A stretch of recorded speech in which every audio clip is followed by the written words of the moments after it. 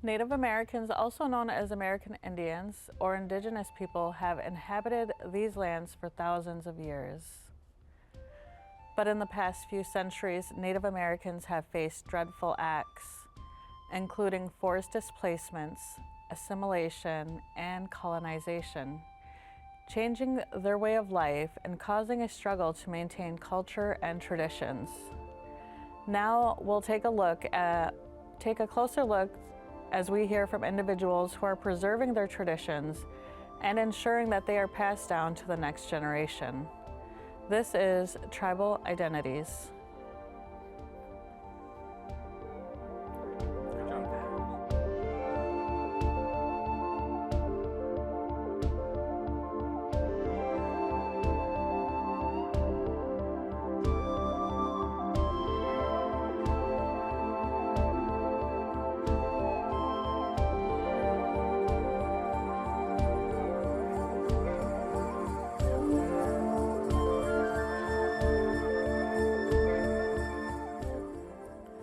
Hello, and welcome to the show, Tribal Identities.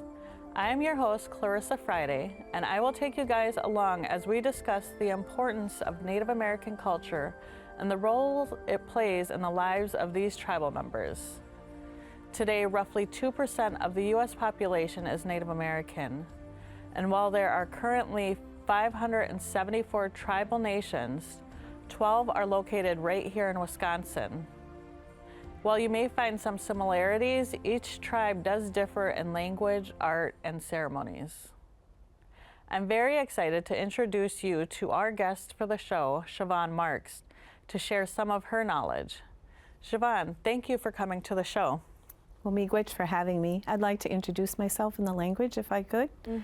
Buju, Sigwanodanans, Indigenous, Megizi, Endodem, Odawa Zayaganing, Ojibwe, Anishinaabe, Kwe Indao, Menominee Zayaganing, and Dojaba, Neju Medeo.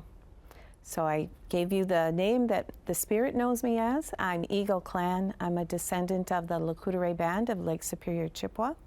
My family was originally from Rice Lake in Wisconsin, and I'm second degree Medewan, and it is absolutely an honor to be here. Thank you, I appreciate that. So I know you kind of started to tell me a little bit about yourself and kind of your background. Would you like to share any more about yourself? Sure. I grew up in northern Wisconsin.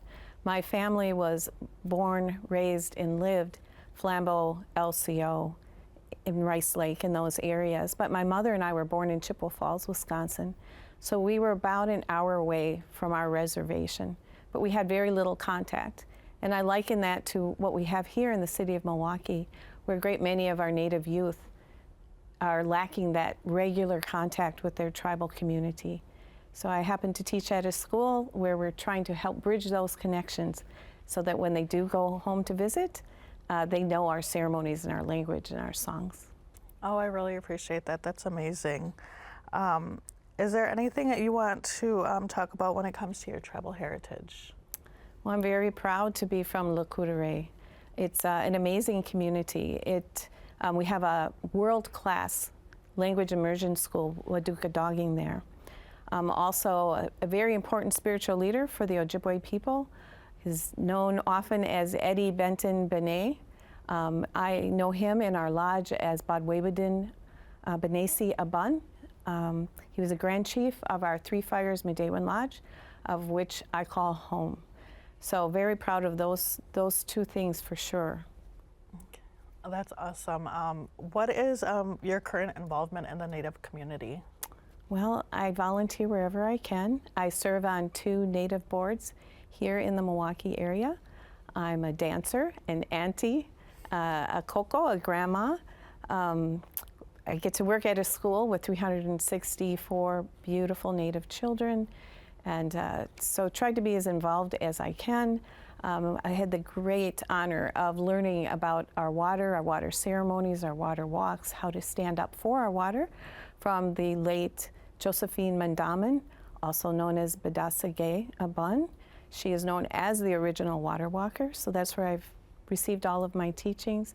And with my Auntie Orlan and I and many others, Madekwe, who care for this water and do ceremonies for the water, we are trying to teach those ceremonies in ways of respecting and standing up for our water to our children. That's awesome. I know I have met you at the Indian Community School. I've worked with you personally, and I've gotten to attend one of your water walk events. How often are you guys holding those? Well, at the school, we try to do a water walk on our grounds. We're very fortunate. We have a beautiful 178 acres, and we have 3 ponds there. So with another Midday-Quay, one of our board members, we've been teaching our children. We have a group called We Do This for the Water. And my partner, Mark Denning, has also been working with the boys. But that's all connected. There's a role in protecting, standing up, praying for our water for both male and female. So we try to do that at least once a year. But last year, I participated in 3 water walks around the state, around Milwaukee. We did our first one called the Sturgeon Water Walk. That was for the 3 rivers right here in Milwaukee. I think that's amazing. I understand the importance of that, and I thank you for sharing that with us. Mm-hmm. It's great to meet with you and talk with you, and we'll continue to talk more as we move along. Sounds good. To explore the Native American culture further, we spoke with moccasin maker Rachel Jeske. Through her art, Rachel gives us her insight not only on her reason for creating moccasins, but why she is passionate about teaching others to carry on this tradition.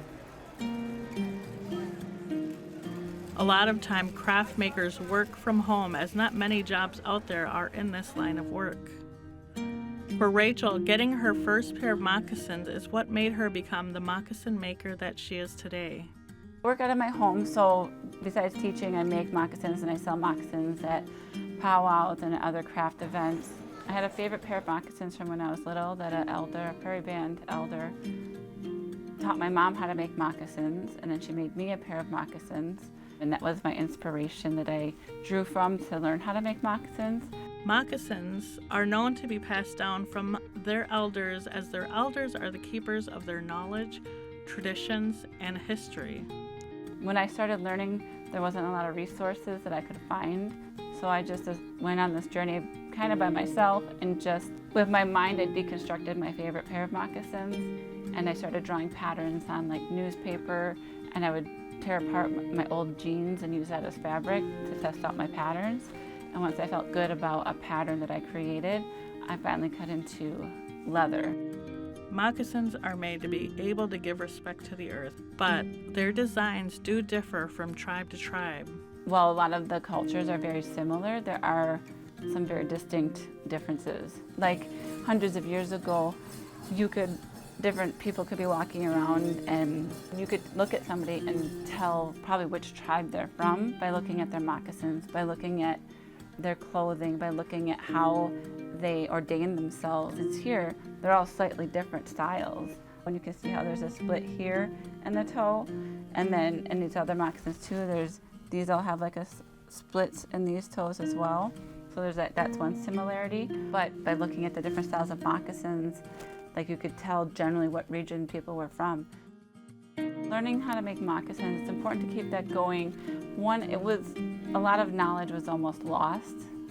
So many of us are on a journey of reclaiming our knowledge. But I always, whenever I get a chance to take classes from elders or other moccasin makers, I still to this day will jump at a chance to take a class and learn from them and be reaffirmed in what I do, or and have conversations with them and just share knowledge.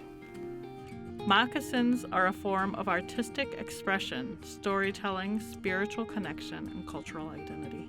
A lot of times Native Americans get kind of grouped into one group, Native Americans. So my goal is to make more moccasin makers, and beyond that, to make more moccasin teachers. There really is so much beauty, artistry, and hard work that goes into each piece of beadwork. I know I enjoy seeing it, especially when you can begin to identify them by their creators. Siobhan, do you remember your first pair of moccasins? I sure do. They were made by my uncle. And what he did was he beaded the vamps for me, and he gave me those first. And I literally put them on my bedside table so that I would see them before I went to bed, and I would see them when I woke up. They were so beautiful. I still have them. I have everything he's ever made for me. But that was my very first pair of moccasins. That's amazing. And you kind of touched a little bit what they mean to you. Do you want to tell us a little bit more about the importance of that and what that means? Oh, absolutely. You know, as a researcher and someone who really appreciates our traditions, I'm always trying to learn more and connect more with how things were.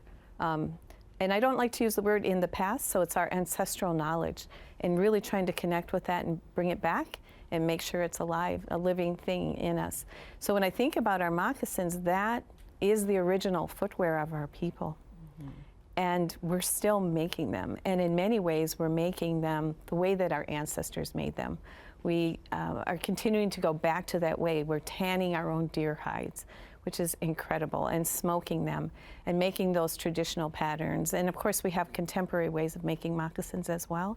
But I think it's really remarkable that we've been able to connect to our original footwear and to be able to wear them not only in powwows or for gatherings, but in ceremony. Yes, I agree. I know moccasins for myself. I grew up with my mother who is Ho-Chunk, and there's the Ho-Chunk style moccasin. Mm-hmm. And my mother used to make moccasins for all my children when they were first born. She'd make their first pair of moccasins, and the story behind that. Mm-hmm. I remember her sharing that with me. And just being able to know that now today there's a resurgence of trying to bring that back into everyday or a little bit more. I know in the month of November, is it? They have Rock Your Mocks, mm-hmm. and that is something that's celebrated nationally now, correct? It certainly is, and we make a very big deal about it at our school. We're teaching our children how to make moccasins, and we start them very early with the basic design and construction. Even though they're using construction paper, they're taking a piece of yarn on a needle and running that through the paper.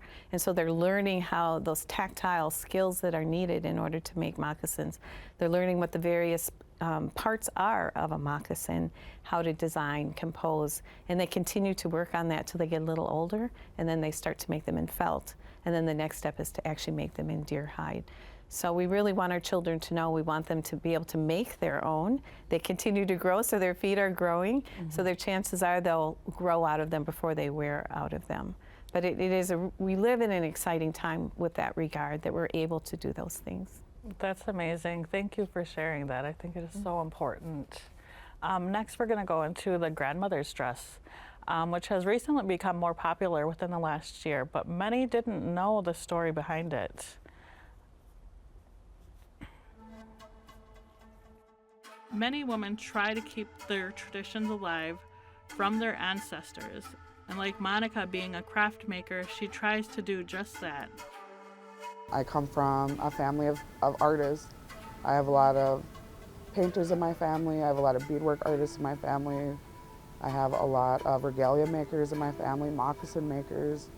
It's kind of like everybody kind of had their specialty. I'm still kind of trying to find my specialty per se.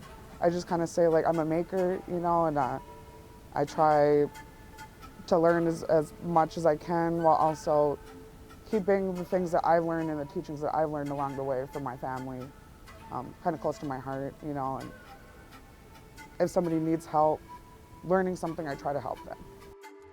In the Native American culture, keeping the traditions alive is what brings them closer to their ancestors' land and language. I just try my best to be a good ancestor for the rest of my Ojibwe people, to remember a traditional way of doing things and to just kind of keep that knowledge and the culture going. We almost lost this dress in Ojibwe. The words that we use is Gukumasan Ugudas, which is our grandmother's dress.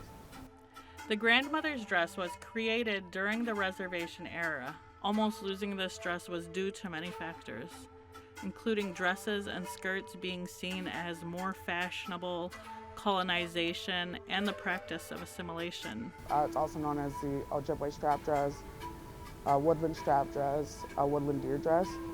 The reason for the deer dress name specifically was pre-contact, meaning, you know, before we had any colonial contact. It would have been made with 2 deer hides, hence the shape here. made mine as historically accurate as possible to the reservation era. Many women, like Monica, are trying to bring back that connection to their culture, as women today do not know that that dress is a part of their history. I wanted this dress. I had a dream about this dress before I had the opportunity to make it. One of my uncles, he's passed away now, but he always, to quote him, he says, I don't mind everybody says that we're all indigenous, but you're Ojibwe, never forget that. It's like we've lost some things, we've learned other things, we've adapted as a culture to the materials that we have available. Like, that's just kind of how the culture keeps going. It's incredible how Monica has been able to reconnect that part of her history that was lost for some time. Siobhan, I know you also have a very close connection to this dress. Would you be willing to share some of that information with us? Absolutely. When I first wanted to dance, and I knew I wanted to be a women's traditional dancer, and I started asking, well, what is our traditional dress for myself as an Ojibwe woman? And no one really had the answer. We knew about the jingle dress, and there were people that thought, well, some sort of dress in buckskin. So with my uncle's help, we started researching. We traveled all over, went to all the cultural museums that we could find, actually dug through every piece of book, literature, magazine article, newsletter, anything we could find, talked to scores and scores of elders across Turtle Island here. And we were able to piece together the story of this dress. And this was our pre-contact dress. This is the dress that our grandmothers have always worn. And so I know you talked about the research. What prompted you to start that research then? I know you said that you wanted to know a little bit more about what was your original dress? Because I wanted authenticity. I really wanted to know, and I recognized fairly early on that there was a huge gap missing for us as woodland women as to the dress of our grandmothers. And so it was intriguing to try and solve that puzzle, solve that riddle. And I'm still learning. I'm still having dreams, still uncovering pieces, still talking with elders, still rediscovering other aspects of the dress. That's amazing. I know Monica had mentioned the dress being called different names. Can you explain what it meant by the reservation era? Absolutely, and I would be remiss if I didn't say how proud of Monica I am. I did 2 workshops in Lakota, and she came to one of them and has been very dedicated to making this dress. So I'm so pleased that she mentioned that. She showed the 2 straps there. It's often called a strap dress. I try not to call the dress that because that's the colonizers' words, which is why we call it Gokamisanan Ogadas. But those are the legs of the deer. And what she's talking about, the reservation era, that is when we were rounded up and put on reservations. The historical era before that was called the fur trade era. And that's when we were trading for things like this cloth. I brought a piece here today. And you and I are both wearing a ribbon skirt. This was our first ribbon skirt. Our grandmothers made their dress out of this wool and sewed ribbon on it. And thus was born the first ribbon skirt. So Monica is remembering that there are different historical eras. We have our pre-contact, our fur trade era, our reservation era, and I have to say my most favorite, which is our reclaiming era. That's where we are today. As women, we are reclaiming our original dress and wearing them proudly. Yes, thank you for that. I love hearing about the efforts of others keeping the Native American culture alive. I know there are many aspects to that effort, including language revitalization and food sovereignty. Powwows are just one event that creates space for us to share our culture and art. It is usually open to the public, and it is a time for family and friends to enjoy food, art, music, and dancing. Kurt, Michelle, and DJ give us their insight on what it means for them to celebrate their culture while also dancing with a purpose. Powwows are known to be not only a traditional but also a social gathering for Native Americans celebrating their culture. To these dancers, it means more than just putting on their regalia and performing. We're the storytellers. We're the storytellers of our dance, and it's the original way of dancing. Storyteller dance tells the story of the history of Native Americans. The dancer's upper body and head tell the story. every tribe, say if we're gonna like my category, men's traditional, we all have the same basic two steps. It's just what you put into it, what makes you different, For Kurt, dancing gives him a spiritual connection only he feels when dancing. A lot of people, some people go to church, some people go to a hall, some people go to, their practice religion. This is the way I do it. This is the way I pray. This is the way I was taught to pray. And I'm real happy with this. I'm satisfied in my life to be able to do this, because a lot of this dancing we do is praying. Even though it looks like we're having fun, but what other way to pray is to have fun, right? The jingle dress dance, worn here, is the healing dance. The jingle is known to heal the mind and spirit with its sound. Each cone starts out as a flat circle, and then we roll each cone into the cone that's going to be put on the dress. And as we roll that cone, we say a prayer. And as communities are reclaiming the languages and the traditional ways, we're starting to see a lot more of our original styles of artwork. With its regalia being known as the medicine dress, it holds a very special meaning for Michelle Reed. It means a lot to be able to be a jingle dress dancer and to represent this dance that originates from our people. And I feel that it's a big responsibility that we have as jingle dress dancers, but it's also an honor to carry this dress because of the need to educate our youth and to create different opportunities for our young people to continue. For DJ, dancing the woodland style brings him closer to home. The woodland style of dance, for me, it means it's a men's traditional dance, but to also exhibit what my grandfathers acted in war, what they saw, what they experienced. The woodland dance is a way for the dancers to reconnect with their ancestors, to tell the story of past warriors returning home from hunting or battling. With all the history that most of us know of, the oppression that has come to all tribes of the United States and in Canada, we are, as I say, we are still here. We are still trying to live the way our ancestors did. Not even that, live the way our grandparents did. We still try to speak our languages. We still try to, exhibit who we are through our dress. The Native American culture means a lot to me, but perseverance overall. I really enjoy seeing others celebrating their culture in a way that's special to them.